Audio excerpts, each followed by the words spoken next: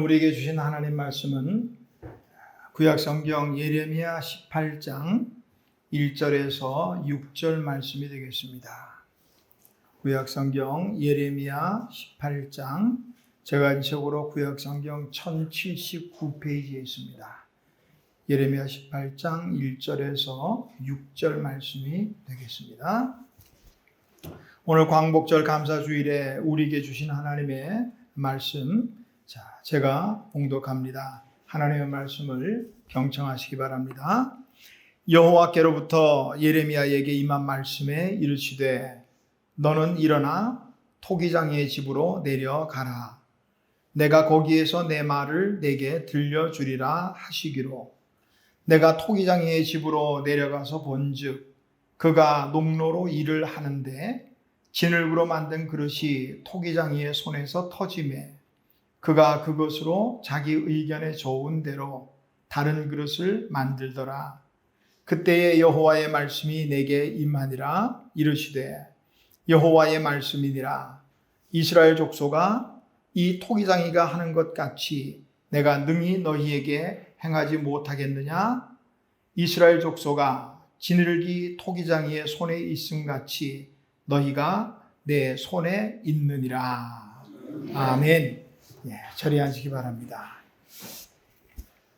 하나님 아버지, 은혜를 감사합니다. 오늘도 거룩한 주일 은혜 가운데 저희들을 불러주시고 하나님의 말씀 앞에 서 있는 저희들, 하나님의 말씀을 귀 기울여 듣게 하시고 또 하나님의 그 말씀 듣는 대로 깨달아지며 깨달은 대로 또 행동하며 살아갈 수 있도록 은혜를 베풀어 주시옵소서. 전하는 종 또 듣는 우리 모두 서로 모두 은혜의 시간이 되게 하옵소서. 예수님의 이름으로 기도하옵나이다. 아멘. 자, 우리 앞에 옆에 계신 분들 인사할까요? 사랑합니다. 사랑합니다. 감사합니다. 감사합니다. 우리가 직접 광복의 그 기쁨에 가지지도 못했지만 그래도 이 나라 이렇게 이만큼 오기까지는 전적인 하나님의 은혜인 줄 믿습니다. 얼마나 감사해요. 감사합니다. 다시 한번 인사할까요? 감사합니다. 감사합니다. 본문은 하나님의 이스라엘 백성들이 하나님을 떠나 우상을 숭배하고 하나님의 말씀의 길에서 떠났을 때 선지자 예레미야를 통해서 하나님이 주신 말씀입니다. 자, 선지자는 하나님의 말씀에 이끌려 지금 이제 토기장이의 집으로 내려갑니다. 그리고 그곳에서 토기장이가 진흙으로 그릇을 만드는 과정을 이제 지켜보고 있어요. 자, 3절에 보니까 내가 토기장이의 집으로 내려가서 본즉 그가 농로로 일을 하는데, 우리 이거 다 아시는 영화 예절을 보니까 사랑과 영혼인가 거기에서도 보니까 이 발로 이렇게, 요즘은 기계로 모터로 다 하지만 발로 이렇게 물레를 막 돌리면 진흙이 들어있는 원판이 돌아가면서 이렇게 만지고 있으면 모양이 만들어지는, 그걸 지금 농로 이렇게 말하거든요. 자, 농로 일을 하는데 그릇을 만들다 보니까 그릇이 터져버렸다는 거예요. 터졌다 하는 이 말을 쉬운 성경 보니까 그릇이 잘 만들어지지 않았다. 또 현대인의 성경은 망가져서 제대로 나오지 않았다. 이렇게 말하죠. 터져버리는 거예요. 그러니까 그 토기장이가 다시 또 이렇게 해가지고 다른 그릇을 만들었다. 현대인의 성경은 요 3절과 4절을 이렇게 번역했어요. 내가 그곳으로 내려갔더니 토기장이가 돌림대에서 일을 하고 있었다. 그는 만들던 물건이 망가지고 제대로 나오지 않으면 그것을 다시 주물러 자기가 원하는 대로 다른 모양의 그릇을 만들고 있었다. 그러니까 예레미야가 보니까 토기장이가 그릇을 만드는데 만들다가 아마 토기장이가 원하는 모양대로 안 나오면 아마 다시 또 뭉뚱그렸던 것 같아요. 진흙을. 아마 그릇이 다 만들기 전이었던 것 같아요. 그릇이 다 만들어지고 유약을 바르고 또 그 화덕에서 굽고 하면 그때는 다시 만들 방법 없죠. 그때는 뭐 잘못됐으면 깨뜨려야 되죠. 그런데 아마 그 전 단계 같아요. 그러니까 자기 원하는 대로 모양이나 안 나오면 다시 뭉뚱거려서 또 다른 그릇을 만들었다. 이 말이죠. 자, 본문에서 토기장이는 누구냐? 오늘 토기장이는 바로 하나님이시고, 또 그릇은 뭐냐? 바로 인생. 또 좀 넓게 하면은 이스라엘 백성, 또 이렇게 볼 수가 있죠. 자, 하나님께서 이스라엘 백성들에게 그래서 말하죠. 6절에 보니까 이스라엘 족속아, 지늘기 토기장의 손에 있는 것처럼 너희가 내 손에 있느니라. 하나님의 손에 있다는 거죠. 올해로 보니까 광복 78주년을 맞게 되네요. 그러니까 78세 이하라면 광복이 뭔지 모르는 걸 사실은 경험하지 못했으니까 78세 넘어가신 분들은 광복이 뭔지, 해방이 뭔지, 또 6.25 전쟁이 무엇인지 다 경험했으니까 알겠습니다만은, 자, 광복이라, 우리가 광복절, 그래요. 광복이라, 말씀 그대로 문자대로 풀이하면 빛을 되찾다, 이런 뜻이에요. 빛을. 그러니까 우리가 일제 36년 동안의 기간은 빛이 없는 어둠의 세월을 살았다, 그렇게 생각할 수 있죠. 우리 가운데 대부분은 아마도 조금 전에 말씀드린 것처럼 일제 치하에서 그 고통, 또 아픔, 또 이런 것들을 잘 몰라요. 그러다 보니까 광복에 대한 기쁨도 그렇게 역사적으로 1945년에 광복이 됐다더라, 우리가 배워서 아는 거지. 정말 우리 그 자료들 보면은 1945년 일본 천황이 항복한다 선언하고 그때 당시에 광복을 맞았던 분들이 모두가 그냥 길거리에 나와서 막 만세를 부르며 할 때 그 기쁨을 우리가 어떻게 알겠어요? 우리는 알 수는 없죠. 그러나 한 가지 우리가 지금 분명히 알 수 있는 것은 오늘 말씀에서 하나님 말씀하신 것처럼 토기장이, 이스라엘이 지늘기 토기장이의 손에 있는 것처럼 이스라엘 너희는, 대한민국 너희는 나 하나님의 손에 있느니라. 요거는 분명한 사실, 우리도 알 수 있는 부분이죠. 다 같이 한번 해볼까요? 하나님의 손에 있습니다. 하나님의 손에 있다. 오늘 그 부분을 우리가 말씀을 같이 나눠보려는 거예요. 하나님께서 예레미야 선지자를 토기장이의 집에 보내신 이유는요, 야, 너 선지자니까 월급도 안 나오고 제대로 먹고 살기 갑갑하지, 가서 그저 그릇 만드는 거 배워서, 요즘 목회자들도 보면은 이 교회가 정말 어려운 교회들은 목사님들에게 투잡을 이제 교단마다 허용을 했어요.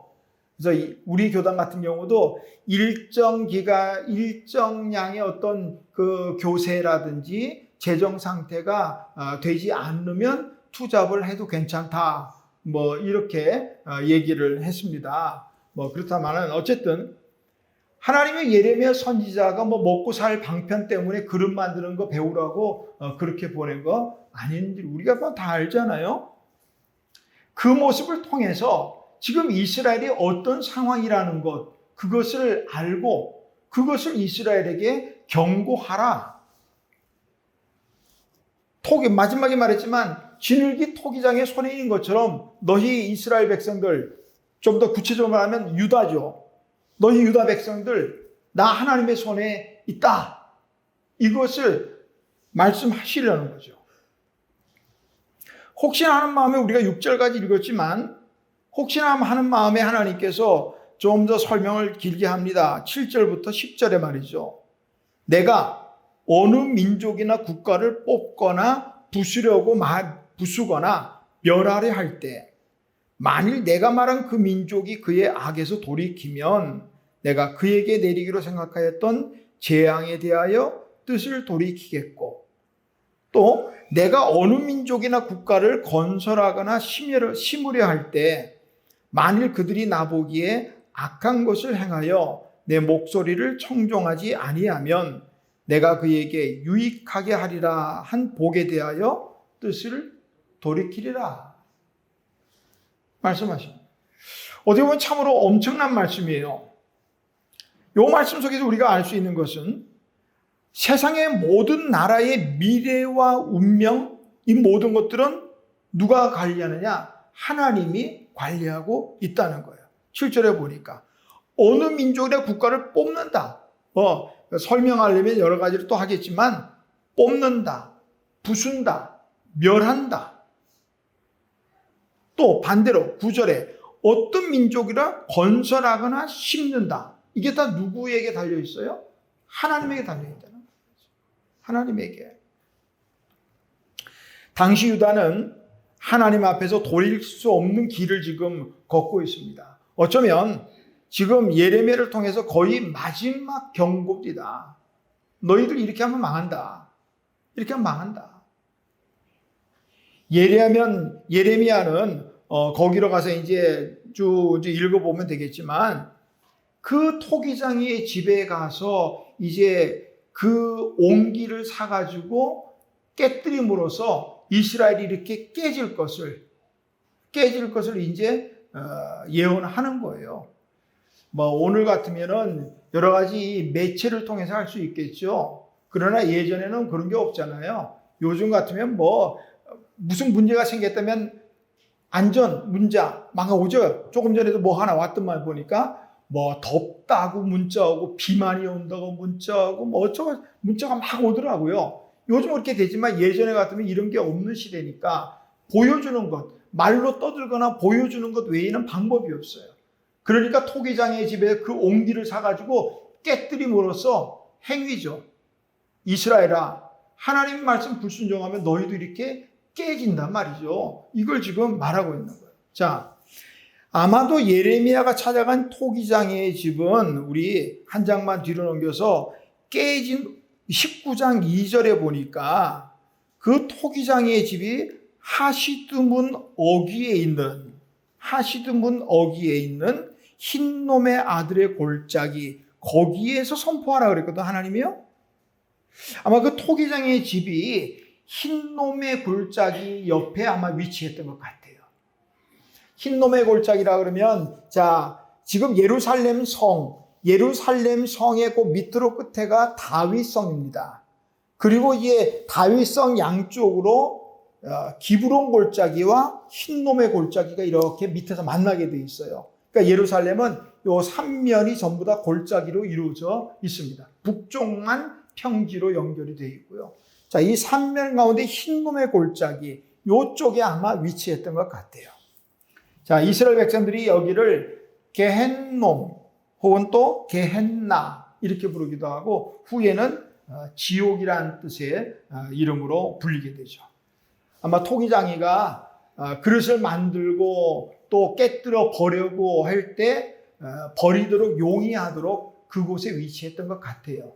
그래서 망가진 것들은 전부 흰놈의 골짜기에다가 그냥 자연스럽게 던져버리면 되니까 흰놈의 골짜기는 이 쓰레기라든지 이런 부정한 것들도 다 버려지는 골짜기였거든요. 거기에서 했던 것 같아요. 자, 토기장이에 터진 그릇과 같은 유다 백성들에 대한 하나님의 경고의 말씀, 그 말씀이 바로 예레미야의 입을 통해서 이제 전달이 되고 있습니다. 자, 이 하나님의 경고의 말씀이 전달될 때 그때 유다 백성들의 반응은 어떠했을까? 그걸 좀 한번 봐야 돼요. 자, 18절입니다. 우리가 1절에서 6절까지 읽었지만 18절에 보니까 이렇게 말하죠. 18절에서 20절까지인데 18절에 보니까 그들이 말하기를 자 예레미야를 통해서 하나님의 경고의 메시지를 들은 유다 백성들이 어떻게 말하는가? 오라 우리가 꾀를 내어 예레미야를 치자. 제사장에게서 율법이 지혜로운 자에게서 책략이 선지자에게서 말씀이 끊어지지 아니할 것이니 오라 우리가 혀로 그를 치고 그의 어떤 말에도 주의하지 말자. 지금 하나님이 예레미야를 통해서 말씀하시는데 말하지 말게 하자는 거예요. 듣지 말자는 거예요 지금. 자 20절에 보니까 어찌 악으로 손을 갚으리까마는 그들이 나의 생명을 지금 유다 백성들이 하나님의 경고의 메시지를 전하는 예레미야의 생명을 해하려고 구덩이를 팠나이다. 지금 예레미야를 죽이겠다는 거예요. 제가 자주 드린 말씀 가운데 그런 말씀이 기억하셔요? 인생이 연약하고 부족해요. 완전한 인생은 없습니다. 그래서 저나 여러분이나 다 실수투성이고 때로는 잘못할 수 있죠. 때로는 모르고 잘못도 하지만 때로는 알면서도 그냥 또 해요. 그러니까 기도할 때 싸잡아서 하나님께 기도하잖아요. 하나님, 알고 지은 죄, 모르고 지은 죄. 알고 지은 죄도 있다는 얘기잖아요. 그러니까 우리가 모르고 짓는 거야 어쩔 수 없다 쳐도 알고도 짓 범죄한다니까요. 이게 인생이에요. 그렇게 약하다고요. 중요한 건 우리가 약하기 때문에 완벽해지려고 할 수도 없어요. 중요한 건 잘못된 것을 깨달았을 때입니다. 그때 어떻게 반응하니 이게 중요해요. 잘못됐을 때는요. 잘못됐습니다. 그렇게 말하면 되잖아요. 제가 잘못했습니다. 제가 실수했습니다. 잘못 알아들었습니다. 또 잘못 이해했습니다. 하면 되잖아요. 근데 지금 이 유다 백성들 어떻게 해요? 자기들의 잘못을 말하는데 그 잘못에 대해서 오히려 그 말하는 스피커, 이 예레미야를 죽이려고 한단 말이죠. 이 잘못된 반응이에요. 결국 하나님의 심판은 피할 수 없게 되는 거죠. 토기장이가 자기 마음에 원하는 대로 안 만들어진 이 그릇이 있다면 뭉뚱그르듯이 하나님이 부시겠다는 거예요. 인생이요, 연약합니다. 성경은 지금 오늘 보니까 진흙이에요, 진흙. 우리가 최초의 인생 아담을 하나님이 흙으로 만들었, 진흙 덩어리 불과해요. 자, 이사야 64장 8절에 보니까요, 우리는 진흙이요, 주는 토기장이이시니. 참으로 보잘것없는 인생이에요. 전도서 3장 20절, 사람과 짐승이 다 흙으로 말미암았으므로 다 흙으로 돌아가니라. 로마서 9장 21절에서 24절에 바울은 말합니다. 토기장이가 진흙 한 덩이로 하나는 귀히 쓸 그릇을, 하나는 천히 쓸 그릇을 만들 권한이 없느냐? 있다. 본문에서도 말씀합니다. 우리 인생이 진흙이고 또 하나님은 토기장이시고, 진흙이 토기장이의 손에 있는 것처럼 이스라엘 백성 또 우리 덕시 하나님의 손에 있다. 하나님의 손 안에 있다라는 사실이 중요해요. 사실은 하나님의 손 안에 있는 진흙이면 돼요. 우리가 진흙이 별 보잘것없는 덩어리에 불과하다 할지라도 하나님의 손 안에 있으면 이건 또 얘기가 달라집니다. 진흙 생각해 보세요. 흙덩어리요, 25톤짜리 한 트럭 갖다 놔도 얼마 되지 않아요. 몇십만 원이면 산다고요. 그러나 그것이 토기장의 손에 들어가서 여기저기 다양한 모양으로 만들어지면 그 가치는 달라져요. 잘 만들어진 그릇 하나는요, 그 25톤짜리 트럭 전체보다도 더 비싸게 가치가 생긴다고요. 그 손 안에 있는 게 참 중요해요. 마찬가지로 진흙과 같은 우리 인생이라도 하나님의 손 안에 있으면 인생은 달라지는 거예요. 우리 성경에서 부지기수로 볼 수 있는 이야기입니다. 자, 갈릴리 바다에 그냥 고기잡이 어부여 있던 이 베드로가 하나님의 손 안에 딱 들어가니까 사람 낚는 어부가 됐다는 거예요. 만약에 이 베드로가 예수님이 넌 나를 따라오너라, 내가 사람 낚는 어부가 되게 하리라, 그 말에 그냥 모든 거 다 버리고 안 따라갔다면 어떻게 될까요? 지금 베드로 성경에 나오지도 않을 사람이잖아요. 히브리 노예로 팔려갔던 이 요셉이요, 하나님의 손 안에 있으니까 하나님의 계획과 시간을 따라 애굽의 총리가 되고 모든 백성들을 전부 다 살리잖아요. 죄인 중에 괴수. 참 얼마나 못났으면 자기를 낮춰서 말하겠지만 만삭되지 못해 난 바울 같은 사람이 하나님의 손 안에 들리니까 위대한 사도가 됩니다. 우리가 믿음의 조상 아브라함 얘기하지만 자주 말씀드렸잖아요. 하나님의 손 안에 있으니까 믿음의 조상 된 거지요.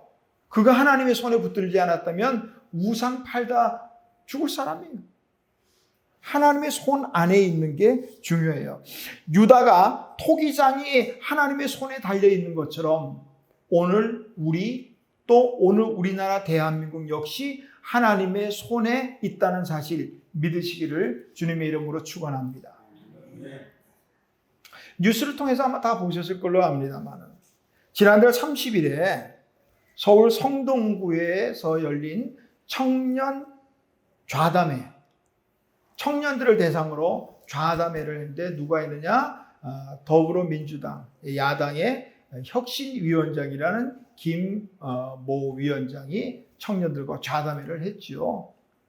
그러면서 그 좌담회에서 자신의 조금 어렸던 아들과 했던 대화를 떠올리면서 얘기를 했다고 그래요. 그때 그 아들이 참 똑똑한 것 같아. 그래도 그 나이에 중학생 정도 됐을 때 그때 얘기라고 하는데 그 나이에 이런 생각을 했다면 참 대단한 거예요. 왜 자기같이 젊은 어린 미래가 창창한 이 사람들과 이제 여명에 가깝다 그러면 조금 좋은 표현이고 죽을 날 다 된 노인들하고 똑같이 비례해서 투표해도 되겠는가 이렇게 말했다는 거예요. 뉴스를 통해 다 보셨죠? 우리 어른들 참 좀 불편할 텐데. 그래서 미래가 많이 남은 그 계산해가지고 투표를 해야 되지 않느냐 말은즉슨 그건데 그게 그 아이 생각인데 그 혁신위원장은 말하기를 참 합리적이지 않아요? 그렇게 물었어요. 청년들한테. 그 청년들은 어떻게 반응했을지 모르겠어요. 본인들은 앞으로 미래가 많다고 생각하니까 그럴듯하다고 고개를 끄덕였을지도 모르겠어요. 만약에 청년 좌담회가 아니라 노인 좌담회라도 그렇게 말할 수 있었을까? 더 가관인 것은 같은 당의 양이원영이라는 의원은 한술 더 떴어요. 지금 투표하는 많은 이들 가운데 미래에는 살아있지도 않을 사람들, 여기에 많네요. 미래에 살아있지도 않을 사람들 제법 되네요. 불난데 기름을 끼얹었죠. 제가 진보 쪽이 욕하려는 거 아니에요. 분명히 하자고요. 미래가 젊은이 손에 달려 있다고요? 천만의 말씀이요. 오늘 말씀을 보자고요. 미래는 젊은이 손에 달려 있는 것도 아니고요. 그렇다고 노인들 손에 달려 있는 것도 아니에요. 누구에게 달려 있어요? 하나님의 손에 달려 있다고요. 이거 하나 분명히 하자고요, 우리. 진보니 보수니 떠나가지고 미래는 진보 손에도 보수 손에도 아니라 미래는 우리나라 대한민국의 미래는 하나님의 손에 달려 있다고요. 이 성경이 말씀하고 있잖아요. 하나님의 사람은 성경이 말씀하는 대로 하자고요.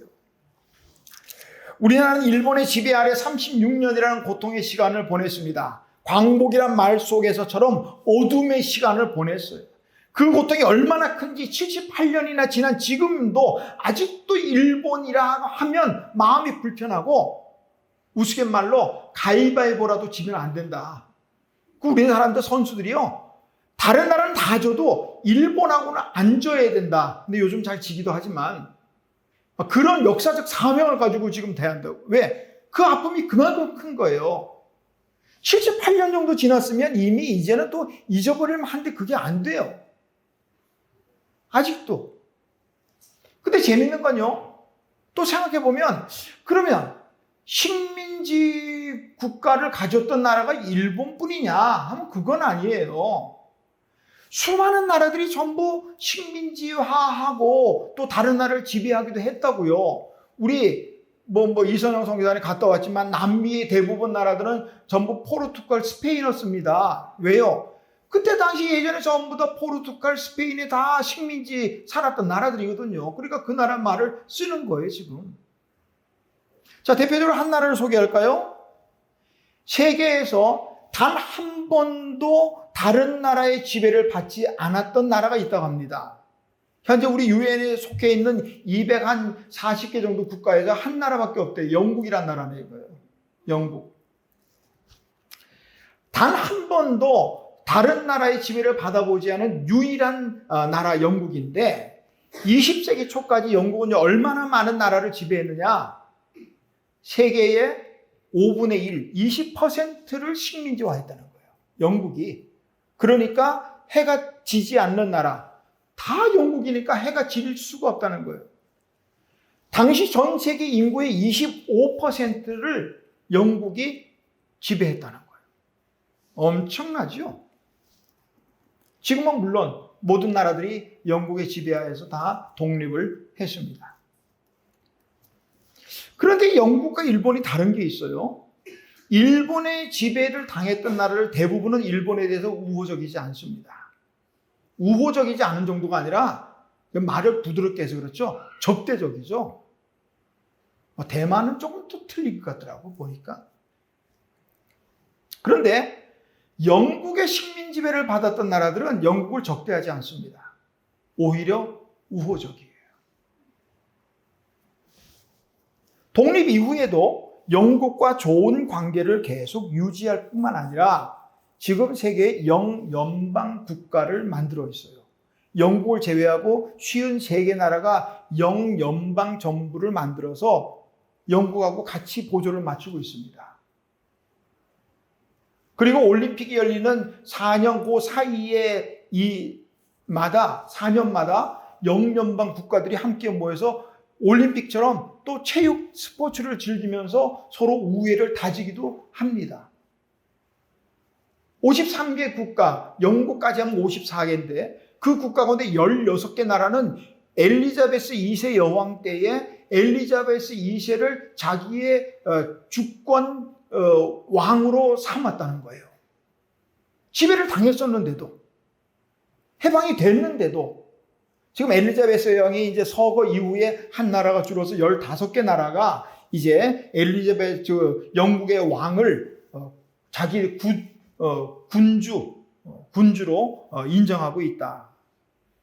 지금 뭐 찰스 3세가 왕이 됐기 때문에 조금 달라지겠다, 뭐 그런 얘기 합니다만은, 왜 독립을 했으면서도, 왜 식민 지배를 받았으면서도 그 나라를 적으로 생각하지 않고 이렇게 우호적으로 좋은 관계를 유지하고 있을까? 그 많은 이유들이 있지만 그 가운데 하나는 신앙의 자유에 있다는 거예요. 영국은 그 나라를 지배할 때 일본처럼 그렇게 지배하지 않았어요. 모든 것들을 자기의 주권대로 하게끔 하고 신앙의 자유를 주고 다 했다는 거예요. 원하면, 그래서 영국이 지배하던 많은 나라들이 거의 기독교를 받아들였습니다. 원하면 교회를 다 지어주고 했다는 거예요. 그래서 지금도 영국하고는 좋은 관계를 유지하고 있다고. 그래서 영국에서 식민지하에서 독립한 나라들이 광복이란 말을 쓰지 않아요. 우리나라는 일본의 지배하에서 벗어날 때 광복이라 했지만, 그러나 일본은 달랐어요. 철저하게 신앙을 빼앗았습니다. 알죠? 신사참배. 예전에 주기철 목사님 나오던 영화를 보니까 주기철 목사님이 하도 신사참배 안 하니까 옥중에서 한상 잘 차려놨대요. 식사하시라고. 그래서 주기철 목사님이 그 장면을 보니까 이제 먹으려고 기도하려고 하는데 보니까 그 앞에다가 천황의 얼굴을 이렇게 사진을 붙여놨다는 거죠. 그래서 안 먹었다는 거잖아요. 철저하게 우리 신앙을 빼앗아요. 신앙만 빼앗은 거 아니에요. 모든 것들은 전쟁에 필요한 군수 물자를 다 뺏어가잖아요. 식량, 뭐 군수 물자를 위해서라면 쇠쪽이란 쇠쪽 다 뺏어갔잖아요. 숟가락, 젓가락 할 거 없이 싸그리 뺏어갑니다. 언어를 뺏어갑니다. 일본말 쓰게 했잖아요. 이름도 빼앗아갑니다. 전부 일본어로 창씨를 개명을 해야 돼요. 이런 식으로 모든 것을 빼앗았습니다. 모든 것을 빼앗겼습니다.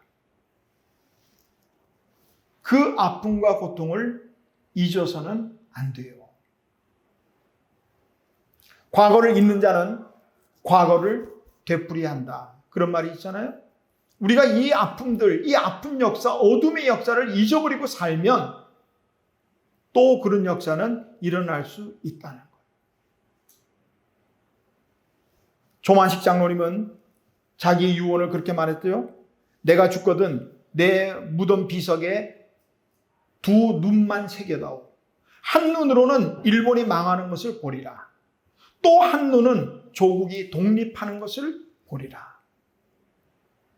어린 대공원 앞에 서 있는 이 조만식 장로님, 한복 두루마기 입고 서 있는 그 동상에 한 손에는 성경책, 한 손에는 조국의 통일과 독립을 염원하면서 하늘을 가리키고 있다고 합니다. 우리나라만 그런 거 아니에요. 이 일본의 식민 지배를 정말 뼈아프게 잊지 못하는 나라들이 제법 있어요. 그 중에 하나 중국도 마찬가지예요. 전범국 일본에 대해서 마오쩌둥은 그런 말을 했다 그러죠. 우리는 일본을 용서할 수는 있으나 잊지는 않을 거요. 일본 수상의 등골에 식은 땀이 흐르게 만들었다는 거예요. 이스라엘은 나치의 그 홀로코스트 대량 학살을 잊지 않겠다고 야드바시엠이라는 기념관을 만들었잖아요. 야드라는 것은 손이라는 뜻이고요. 바셈이란 말은 이름이라는 뜻입니다. 손바닥에 새기겠다는 거예요. 그때 죽어간 사람들에 대해서. 우리 아픈 이 역사는 잊어버려서는 안 돼요. 바벨론에 끌려갔던 이스라엘 백성들이요, 바벨론 강가에서 시온을 기억하면서 서글프게 웁니다. 시편 137편 1절을 보니까 우리가 바벨론의 여러 강변 거기에 앉아서 시온을 기억하며 울었도다. 왜요? 시편 137편 3절에 보니까 이는 우리를 사로잡은 자가 거기서 우리에게 노래를 청하며 우리를 황폐하게 한 자가 기쁨을 청하고 자기들을 위하여 시온의 노래 중 하나를 노래하라 함이로다. 포로로 끌려간 것도 서러운데 거기에서 이 포로로 잡아간 바벨론 사람들이 이스라엘 히브리 사람들에게 말하는 거예요. 야, 니네 나 노래 한번 불러봐. 참 얼마나 수치스럽고 서글픈 그런 일이에요. 잊을 수가 없는 거예요. 잊을 수가 없기에 이스라엘 백성들은 시편 130편 5절과 6절에서 이렇게 말합니다. 예루살렘아, 내가 너를 잊는다면 내 오른손아 너는 말라 비틀어져 버려라. 이 서글프고 아픈 기억을 잊어버린다면 차라리 손이 말라 비틀어지라는 거예요. 내가 너를 기억하지 않는다면 내 혀야 너는 내 입천장에 붙어버려라. 스스로에게 다짐하는 거예요. 이 아픔을 기억해야 되겠다. 일본의 이 지배하에 있었던 고통과 아픔은 잊어서는 안 됩니다. 또 하나 우리가 잊지 말아야 할 것. 일본의 식민지하에서 그렇게 고통을 겪던 우리가 자유를 되찾고 광복, 빛을 되찾은 것은 하나님의 은혜였다는 사실이에요. 미국이 히로시마에 나가사키에 원자 폭탄을 그렇게 생각하지 마세요. 그거는 참 어떻게 보면 이 차원이 낮은 생각이요. 모든 역사가 하나님의 손에 있다니까요, 지금요. 하나님의 은혜로 되는 거예요. 오늘 그 부분을 분명히 말하고 있잖아요. 7절에 내가 어느 민족이나 국가를 뽑거나 부수거나 멸하거나, 반면에 또 9절 내가 어느 민족이나 국가를 건설하거나 심으려하거나, 간단하게 말하면요, 모든 나라의 흥망성쇠가 바로 하나님에게 있다는 거예요. 그거 잊지 말자는 거예요. 우리가 일본에 대한 아픔과 그 고통, 그런 것들도 잊지 말아야겠지만 그런 고통에서 해방과 자유를 주신 그 하나님의 은혜 역시 잊어서는 안 된다는 거예요. 자, 예레미야가 토기장이의 집에서 본 것을 다시 한번 좀 살펴보자고요. 내가 3절부터 4절 보니까 내가 토기장의 집으로 내려가서 본즉 그가 농로로 일을 하는데 진흙으로 만든 그릇이 토기장의 손에서 터짐에. 터졌다는 말 아까 말씀드렸죠? 토기장이가 원하는 데 제대로 만들어지지 않으면 그것으로 다시 다른 그릇을 만들었다. 토기장이가 진흙 덩어리를 손에 든 순간 생각이 있겠죠. 뭘 만들어야지. 이렇게 만들어야지. 어느 정도 크기로 만들어야지. 토기장이는 분명한 이 목적과 사용할 그 용처를 가지고 만들었을 거예요. 토기장이뿐이 아니에요. 누구도 마찬가지예요. 만약에 작가가 펜을 들 때는 어떤 구상하고 있는 바를 글로 쓸 거 아니에요? 화가가 또 물감을 잡았을 때는 분명히 뭔가 계획하고 그림을 그리겠죠. 무조건 서너 살 먹은 애들 낙서하듯이 할 건 아니잖아요. 토기장이는 아무 생각 없이 계획 없이 진흙을 주무르지는 않을 거예요. 분명히 무언가를 빚을 때는 뭔가 목적을 가지고 하는 거예요. 문제는 원하는 것이 단번에 만들어지면 좋겠는데 그게 잘 안 될 수도 있다는 거예요. 우리 같이 아마추어들은 체험 같은 거 할 때 이렇게 하면 못나게 나와도 내가 만든 거니까 못나도 못난 대로 또 괜찮다 하고 하지만 장인은 그렇게 하면 안 돼요. 장인들은 우리가 TV에서 가끔 보듯이 조금만 정말 옥의 티 같은 부분만 있어도 그냥 과감없이 깨뜨리는 거예요. 예? 자기가 원하는 게 나올 때까지. 토기장이신 하나님이 우리 인생을 만들 때는 분명히 목적을 가지고 만드셨을 거란 말이죠. 그냥 각 나라마다 인구수 비례해가지고 땅덩어리에 그렇게 만드시지 않았을 거란 말이죠. 분명한 목적을 가지고 했습니다. 우리가 하나님의 사람들이 이 목적에 대해 끊임없이 질문하며 살아야 돼요. 하나님이 왜 나를 만드셨을까? 사람들이 그런 질문들, 나는 누구인가? 아주 철학적인 질문, 아주 똑똑한 것처럼 깊이 있는 걸 생각해. 나는 누구인가?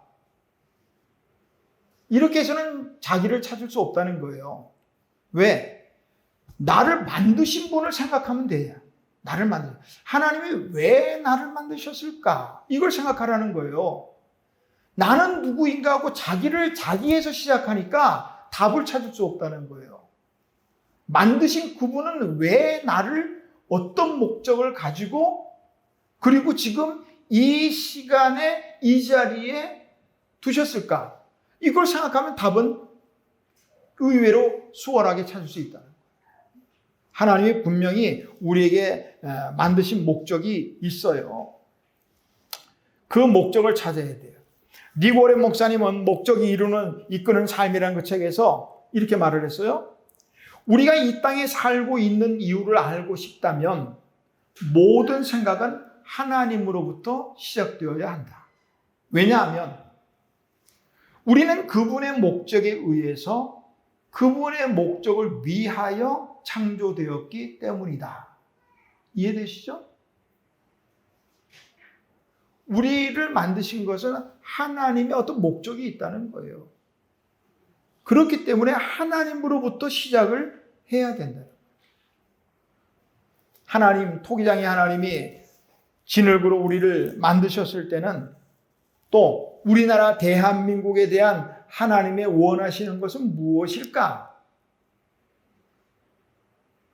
여러 가지 많이 있겠죠. 좀 거룩한 삶을. 하나님의 사람이 거룩하게 살아야죠. 세상은 아무리 더럽고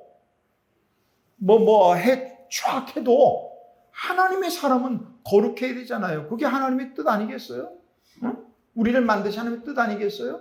야, 내가 너희를 이 더럽고 추악한 세상 속에 보내는데 거기에서 너희들은 빛으로 살아야 한다. 소금으로 살아야 한다. 그래서 내보내시는 거 아니에요? 그런 목적을 가지고 살아야죠. 오늘 아까 말씀 전에 부른 찬송도 있지만 환난과 핍박 중에도 성도는 신앙 지켰네.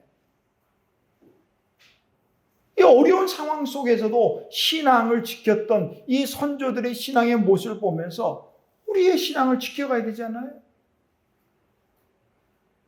3.1운동 당시 생각해 보세요. 우리 예전에 갔다 왔지만 제합리교회 3.1운동에 섰다고 해서 그 교회에 전부 다 가둬놓고 문 잠가놓고 불 질러버리잖아요. 그런 중에도 예배는 지켜졌단 말이죠. 하나님의 뜻이 무엇일까? 시편 67편 2절과 3절에서 이렇게 말합니다. 주의 도를 땅 위에, 주의 구원을 모든 나라에게 알리소서. 하나님이여, 민족들이 주를 찬송하게 하시며 모든 민족들이 주를 찬송하게 하소서. 하나님이 우리를 만드신 것은 하나님을 찬송하게 하시려는 데 있다. 감사한 거는요, 토기장의 하나님이 망가진 그릇이라도 그냥 버리지 않으시고 다시 또 새로운 그릇을 만드셨다는 사실이에요. 우리가 참 부족해서 망가진 그릇일 수도 있어요. 그러나 하나님 손 안에 있으면 하나님께서 새로운 그릇으로 만드신다는 사실입니다. 인류 역사의 가장 크고 강대한 나라였던 로마 제국이요, 또 어느 순간 무너져 버렸어요. 그 이유가 어디에 있을까? 군주론이란 유명한 책을 쓴 마키아벨리는요, 로마사 논고, 번역을 했으니까 여러 가지 제목이 달라요. 로마사론, 이런 여러 가지 있는데 그 글을 통해서 한마디로 이렇게 말했어요. 나라 사랑 정신의 실종. 나라 사랑의 정신이 없어져 버리니까 그 강대국 로마가 사라져 버렸다는 거예요. 로마 사람들이 로마라는 이 공동체를 잊어버리고 개인의 유익만 따르고 그러다 보니까 부패하기 시작하고 결국은 로마는 망하고 말았다는 거죠. 지금 우리나라의 모습을 가만히 말씀을 준비하다 생각해 보니까 우리나라 대한민국 현재의 모습이 이때 당시 유다와 다를 바가 없더라. 터진 그릇과 같지 않을까, 그런 생각을 해보았습니다. 뉴스들 보세요. 어떤 뉴스 하나가 우리 마음을 시원하게 하는 뉴스거리가 있던가요? 요즘은 또 사건이 일어나다 별 희한한 사건이 일어나서 사람을 죽이겠다고 칼 들고 설치다고 예고도 하고 참 예의도 바르지? 이런 놈의 때가 다 있어요. 이런 세상이 다 있어요. 이런 답답한 뉴스를 볼 때마다 그것은 곧 우리의 기도 제목이라 할 수가 있겠습니다. 터진 그릇과 같은 우리나라, 이 나라를 위해서 우리 먼저 믿은 하나님의 사람들이 할 것은 다른 거 없어요. 기도해야죠. 하나님, 이 나라 어떻게 세우신 거예요, 하나님이? 어떻게 지금까지 이끌어 오신 거예요? 이대로 괜찮은가 말이죠. 그렇지 않다면 우리 기도해야 돼요. 오늘 우리 기성세대들은 저도 얼마나 남았을지 모르겠습니다만은 이제 우리 후손들에게 더 좋은 나라, 정말 하나님이 기뻐하시는 나라, 그런 나라를 유산으로 물려주기 위해서는 오늘 우리의 기도가 중요하다. 이 나라, 이 민족, 하나님의 손에 있음을 기억하고 우리 나라와 민족을 사랑하는 마음으로 늘 기도하시는 저와 여러분 되시기를 주님의 이름으로 축원합니다. 하나님 아버지, 은혜를 감사합니다. 진흙이 토기장의 손에 있는 것처럼, 유다가 하나님의 손에 있는 것처럼 오늘 우리나라 대한민국이 하나님의 손에 있음을 이 시간 고백합니다. 일제 36년의 그 아픔과 어둠의 세월 속에서 광복의 기쁨, 해방의 기쁨을 주신 하나님, 광복과 해방의 기쁨뿐이 아니라 오늘 세계 10위에 해당하는 이 잘 사는 나라로 인도하신 하나님, 그 은혜를 생각할 때 참으로 감사합니다. 나라의 흥망성쇠가 하나님의 손에 있음을 다시 한번 깨달아 이제 하나님께 우리나라 대한민국 맡기고 우리 터진 그릇과 같은 이 나라 위에서 나라를 진정 사랑하는 마음으로 기도하는 우리 하나님의 사람들이 되게 하옵소서. 예수님의 이름으로 기도하옵나이다. 아멘.